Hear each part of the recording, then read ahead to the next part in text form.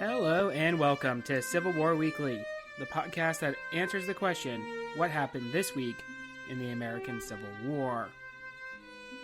I'm your host, Tim Patrick, and this is episode 182, September 9th to September 15th, 1864.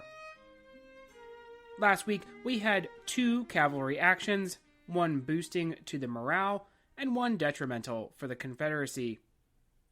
Wade Hampton has successfully conducted his beefsteak raid, capturing federal cattle. John Hunt Morgan, who has failed to perform as of late, has fought his last battle, being cornered and killed at Greenville, Tennessee.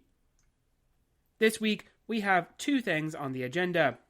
We need to set up the Valley Campaign of 1864 that will pit Jubal Early against Phil Sheridan. But first, I want to cover the 1864 presidential election.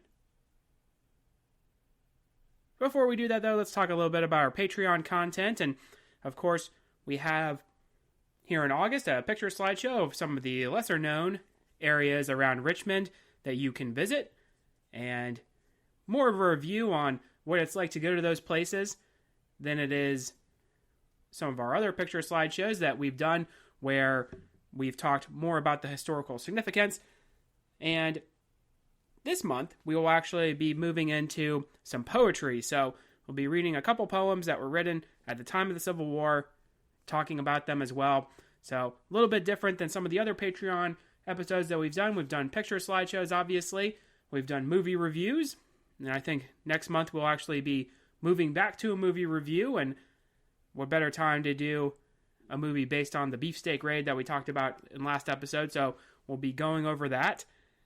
And we've also done memoir reviews, folks who have written about their experiences after the war. So if any of that sounds like it would interest you, there is a link to the Patreon in the show description, and those proceeds do go toward the general upkeep of the show. They're greatly appreciated. With a little time to take our breath, I think it's a good idea to maybe go over and see how the presidential election of 1864 plays out. We have mentioned in conjunction with some of our events recently how important Union field success is going to be for Lincoln and his administration. Well, with Atlanta falling, Grant choking out Lee, success that we will soon see in the Valley, Washington being defended, and now Mobile falling, things are going to be positive for Lincoln getting another term. Now, it may surprise you to know that there were those in the Republican Party who did not think Lincoln should actually get another term. We have highlighted peace Democrats or Copperheads who are against the war or otherwise sympathetic to the South. Well, there are some war Democrats as well. Radical Republicans would split off from the main party and nominate John C. Fremont. Fremont, remember, had been a presidential candidate before.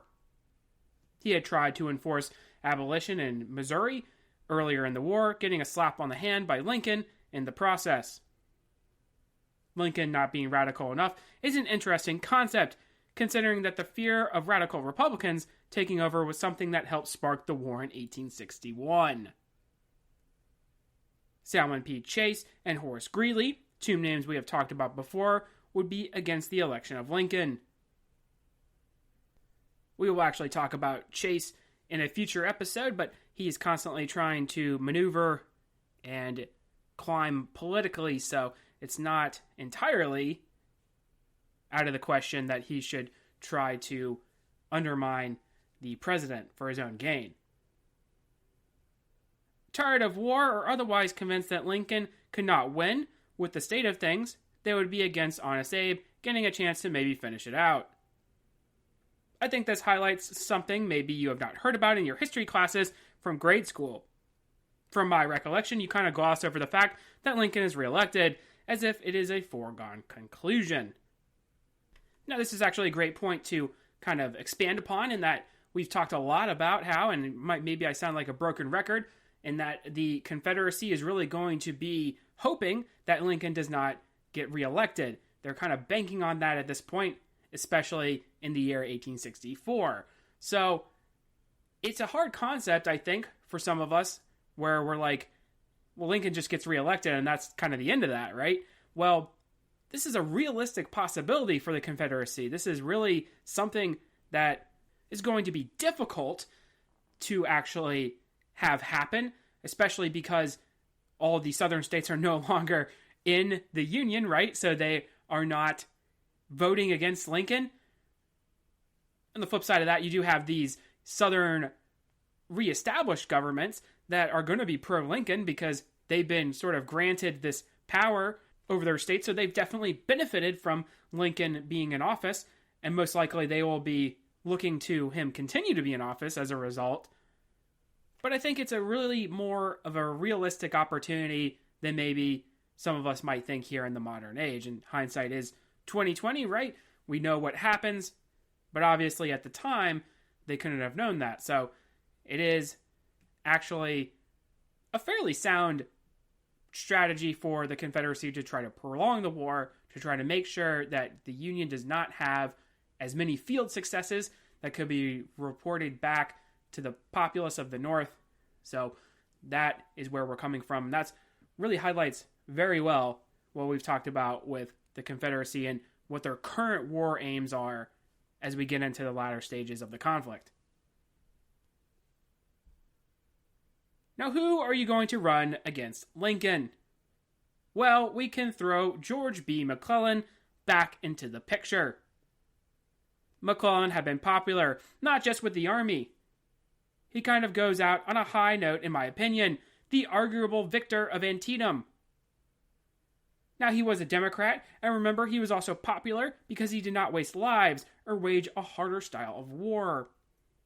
Lives have been lost, certainly, since he was at the helm of the federal forces.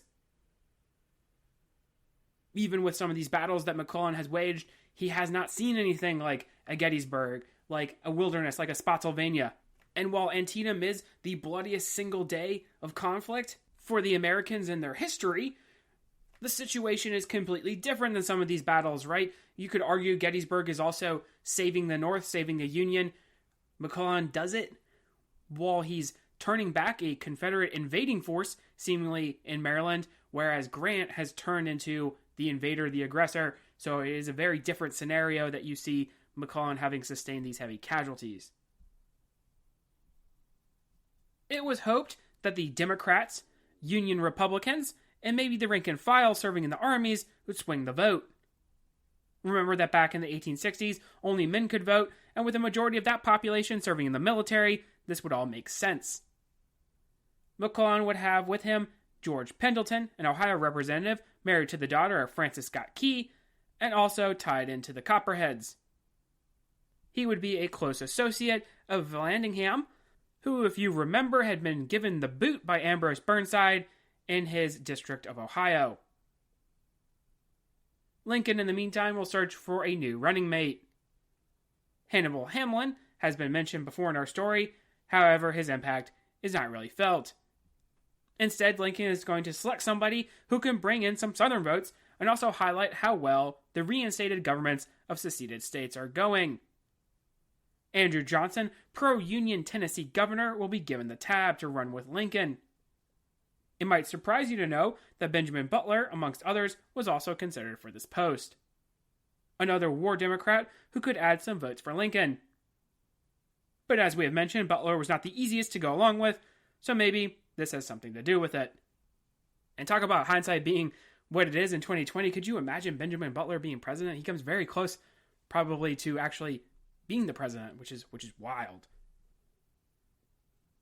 Several things are going to go right for Abraham Lincoln. Initially, there were some Confederate battlefield successes in the summer of 1864 that would seem to be detrimental to his campaign. Fremont is going to drop out of the race, which is going to help him. Additionally, the Democratic Party is going to remain divided between peace and war, which will hamstring McClellan's campaign. You combine that with the successes that the Union will see on the battlefield, and things are going to come up for Abraham. Lincoln will win 55% of the popular vote and dominate the Electoral College 212 to 21. McClellan would see wins in Kentucky, New Jersey, and Delaware, but otherwise Lincoln is going to win fairly handily.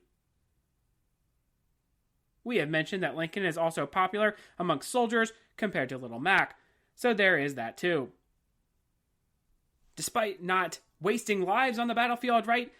You also have to be winning these battles. You have to be a winner. And McClellan didn't really see a whole lot of wins. He didn't see a whole lot of victories. That was back when Lee was undefeated, right? He was constantly giving McClellan the business, and even Antietam, which I think should be counted as a Union victory. It's not really seen as that. It's seen more as a draw. So if you have Grant, who's definitely winning these successes, and Lincoln is the one who appointed Grant, so they're kind of tied together, right? So Grant, Vicksburg, Fort Donelson, Shiloh, right? Seemingly the overland campaign is going well so far, right? So you can't really argue against a winner. The victory would allow the war to continue as it was proceeding and essentially spells doom for the Confederacy. Remember that Lincoln getting the boot was really something the South was banking on. Although not until March of 1865, I will go ahead and read the second inaugural address of Abraham Lincoln, as I think it goes well with his talk of re-election. Fellow countrymen, at this second appearing to take the oath of the presidential office, there is less occasion for an extended address than there was at first. Thank goodness, right? That's just me. Then a statement, somewhat in detail, of a course to be pursued seemed fitting and proper.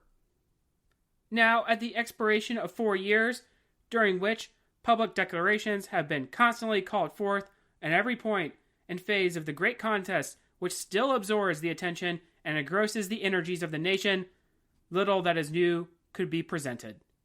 The progress of our arms, upon which all else chiefly depends, is as well known to the public as to myself, and it is, I trust, reasonably satisfactory and encouraging to all. With high hope for the future, no prediction in regard to it is ventured. On the occasion corresponding to this 4 years ago, all thoughts were anxiously directed to an impending civil war. All dreaded it, all sought to avert it. While the inaugural address was being delivered from this place, devoted altogether to saving the Union without war, insurgent agents were in the city seeking to destroy it without war, seeking to dissolve the Union and divide effects by negotiation. Both parties depreciated war, but one of them would make war rather than let the nation survive, and the other would accept war rather than let it perish, and the war came. 1/8 of the whole population were colored slaves, not distributed generally over the Union, but localized in the southern part of it. These slaves constituted a peculiar and powerful interest. All knew that this interest was, somehow, the cause of the war.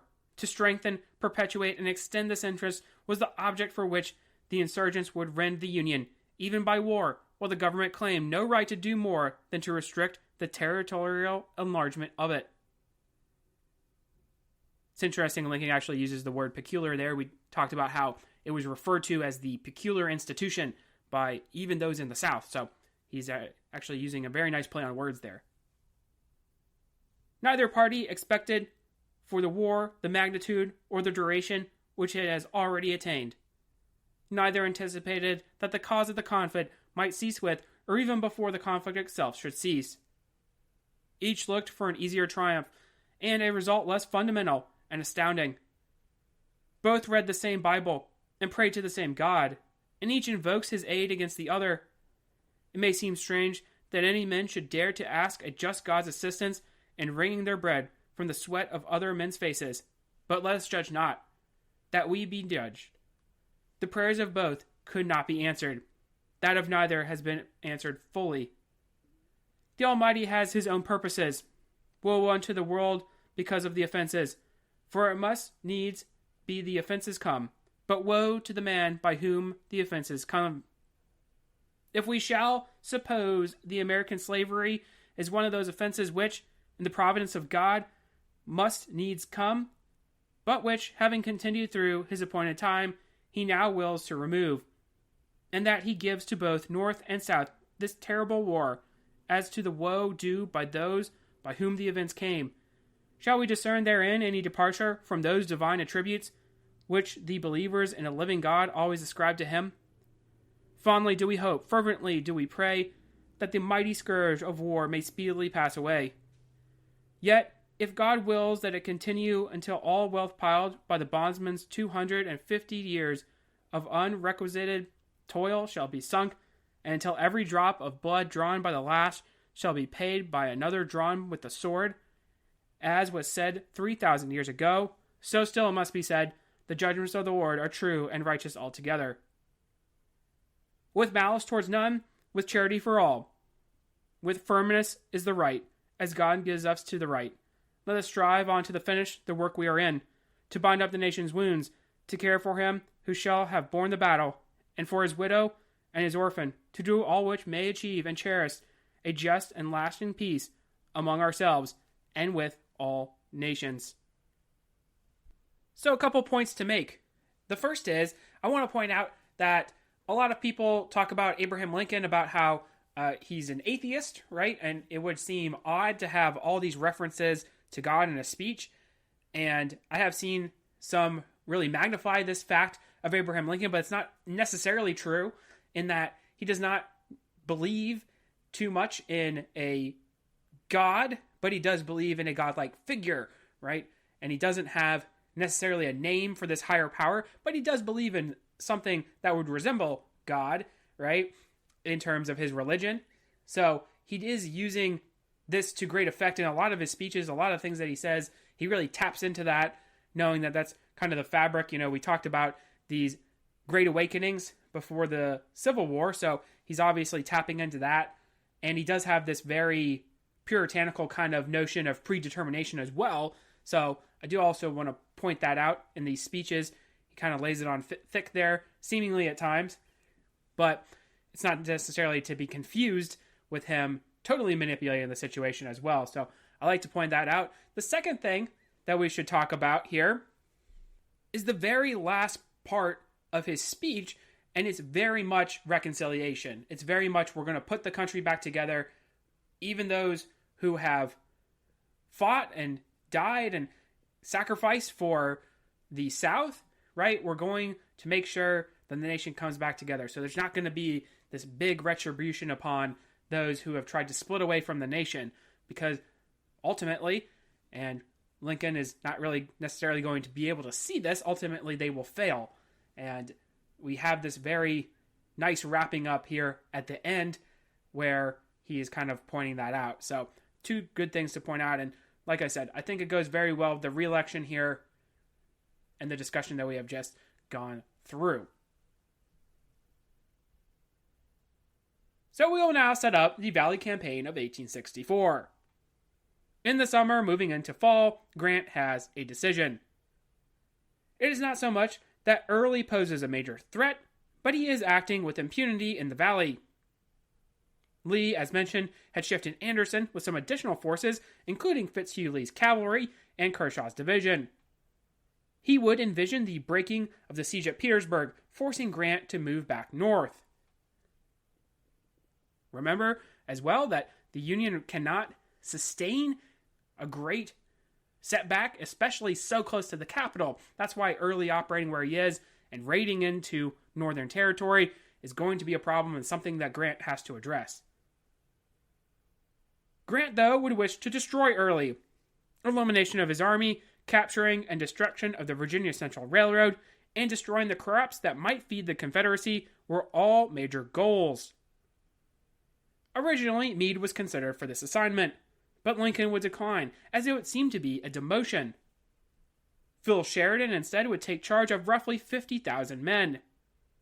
The 6th Corps under Wright would combine with the Army of West Virginia under Crook and 2 divisions of the 19th Corps under Emory, arriving from their operations in Louisiana. This would be enough men to take out the roughly 20,000 that Early was going to be able to muster. Grant would send a message to his trusted subordinate. General, concentrate all your available force without delay in the vicinity of Harper's Ferry, leaving only such railroad guards and garrisons for public property as may be necessary. Use this concentration of the railroad, if by so doing can be saved. From Harper's Ferry, if it is found that the enemy has moved north of the Potomac in large force, push north, following and attacking him wherever found, following him if driven south of the Potomac, as long as it's safe to do so. If it is ascertained that the enemy has but a small force north of the Potomac, then push south the main force, detaching under a competent commander, a sufficient force to look after the raiders and drive them to their homes. In pushing up the Shenandoah Valley, as it is expected, you will have to go first or last. It is desirable that nothing should be left to invite the enemy to return. Take all provisions, forage, and stock wanted for the use of your command. Such as cannot be consumed, destroy. It is not desirable that the buildings should be destroyed. They should rather be protected. But the people should be informed that so long as an army can subsist among them, reoccurrences of these raids must be expected, and we are determined to stop them at all hazards. Bear in mind the object is to drive the enemy south, and to do this you want to keep him always in sight. Be guided in your course by the course he takes. Make your own arrangements for supplies of all kinds, giving regular vouchers for such as may be taken from loyal citizens in the country through which you march. Very respectfully, U.S. Grant. So it sounds a lot like the same strategy that Grant is taking with Lee, that Grant kind of gave to Meade before the Wilderness. Everywhere Lee goes, you shall go also. It's a very smaller version of this same strategy that he's using to employ here with the Army of Northern Virginia, the main Army of Northern Virginia. With Early's smaller army, sometimes called the Army of the Valley, Shenandoah Valley Army, right? His core, we're going to do the same thing, right? Destroy him if you can. Destroy anything that's going to be of military value. Hopefully destroy the railroad. All these things, it's going to be destroy, destroy, destroy. That's what Phil Sheridan is going to get as his directive. Operating in the valley was going to be a tough task, though. Rangers would ravage supply lines, meaning a lot of troops would be needed to protect these routes, so extending them would be a problem. So far, not many Union generals have been able to accomplish this task, and Sheridan would be no different, but Early is going to be instead very willing to engage a superior force, which is going to be an odd choice, as we will soon see. But you know that eliminating Early is going to be high on the list, and Early is going to essentially oblige, really not feeling too threatened compared to the Union troops. Now, why is he not taking the proper precaution? Why will he not? As we will see in the next coming episodes, that's actually going to be an interesting question. For one, he is not going to consider the army that has been cobbled together against him to be a superior force. Even though they have a numerical advantage, he is going to consider his troops to be better combat soldiers. He's kind of assuming there's going to be a lot of replacements coming in. The Army of West Virginia under Crook has not done very well so far. Phil Sheridan has really been a non-factor, shall we say, in some of these campaigns, except for the cavalry actions in the Overland campaign, so he's not really going to think a whole lot of him. And there is this sense of invincibility that the Army of Northern Virginia has, and Early certainly is going to embody that. Speaking of the Union troops, let us go over those involved in the action. As mentioned, we have Horatio Wright with his 6th Corps. Wright will have divisions under David Russell, George Getty, and James Ricketts. Russell has been around in our story, a career soldier. He will have a Lieutenant Colonel Edward Campbell commanding a New Jersey brigade, Emory Upton commanding his old brigade, including the 2nd Connecticut Heavy Artillery and 121st New York, and a brigade originally under Oliver Edwards, which will include Elisha Hunt Rhodes and the 2nd Rhode Island. Rhodes, remember, had written a memoir, and it's actually one of the memoirs that we have reviewed in the Patreon. Getty has also been in our story for a while, from as far back as the Peninsula. He will have brigades under Frank Wheaton, the Vermont Brigade under James Warner, and Daniel Bidwell, commanding mostly New York regiments and the 61st Pennsylvania, as well as some Maine veterans. Warner had attended Middlebury College in Vermont before West Point, and will go on to become a paper manufacturer in the Northeast. Bidwell has been colonel of one of these regiments, the 49th, which was down to battalion strength. He had seen action since 1861, that regiment continuing to serve. Ricketts would have brigades under Colonel William Emerson and Warren Kiefer, a politician from Ohio. Kiefer would have the 9th New York Heavy Artillery in his brigade, as well as some relatively rookie regiments. Crook has his Army of West Virginia, numbering about corps strength. He will have divisions under Joe Thurburn and Isaac Duval. Duval was a West Virginian who had filibustered in Cuba before the war and would serve as a politician from that state afterwards. Thurburn will have 2 brigades, one under George Wells, containing the 34th Massachusetts, and the other under Thomas Harris with the 54th Pennsylvania, both regiments that we met at the Battle of Newmarket. Thomas Maley Harris was a physician from West Virginia. He will go on later in 1865 to be on the trial for the Lincoln conspirators. Duval has brigades under future President Rutherford B. Hayes and one under Daniel Johnson. Johnson was a politician from West Virginia. William Emery did a good job during the Red River campaign, which is not saying too much considering the bar was fairly low, but he does have divisions under William Dwight and Cuvier Grover. Dwight was from Massachusetts and had spent some time at West Point before dropping out and going into manufacturing. Serving under Sickles earlier in the war, he would return to business afterward in Ohio. His two brigades would be under George Beale and James McMillan. Beale was a Maine native, serving as a colonel of the 10th Maine during the 1862 Valley Campaign. He will go into politics after the war. McMillan had volunteered during the Mexican-American War, a Kentucky native who will go on to serve in the Pension Bureau. Cuvier Grover would have brigades under Henry Burge, who you should remember from one of our Louisiana operations, including the Red River and Port Hudson campaigns, as well as brigades under Edward Molyneux, Jacob Sharp, and an Iowa brigade under David Shunk. Cavalry would be initially under Torbert, but eventually Wesley Merritt will take over these duties. Merritt's divisions would include Custer, Devon, and Charles Russell Lowell. Lowell was a valedictorian at Harvard and go on to marry the sister of his close friend, Robert Gould Shaw. William Wing Averill will have brigades under James Schoonmaker and William Powell. Schoonmaker was a German immigrant and railroad man from the Pittsburgh area. Powell has been in our story for a bit, serving primarily in the West Virginia campaigns, one of which he had actually received the Medal of Honor in 1862. He was an iron worker before the war and would go back into that afterward. James Wilson will have brigades under James McIntosh and Chapman. Chapman has been in our story, his regiment having first engaged Confederates at Gettysburg. He will continue to practice law after the war. Early will see Breckinridge have Corps Command, divisions under Gabriel Wharton, John B. Gordon, Robert Rhodes, and Stephen Dodson Ramseur. Wharton will have brigades under Thomas Smith, Augustus Forsberg, and George Patton, all Virginia units with a North Carolina Legion as well. Forsberg was a Swedish national who had decided to fall in with the Confederacy. He would become the colonel of the 51st Virginia early in the war and would be present at Fort Donelson. Remember that Fort Donelson, there actually had been a Virginia contingent that had showed up under Henry Wise. After Donelson, he would serve in the western part of Virginia, after the war living as an engineer in Lynchburg, Virginia. Gordon will have brigades under Edmund Atkinson, commanding for Clement Evans, William Terry commanding many Virginia regiments, and the Louisiana Brigade under Zebulon York. York, who we have mentioned before, was Northern Board actually, turned Cajun prior to the conflict, owning several plantations. After the conflict, he would build a business out of a hotel and steamboats.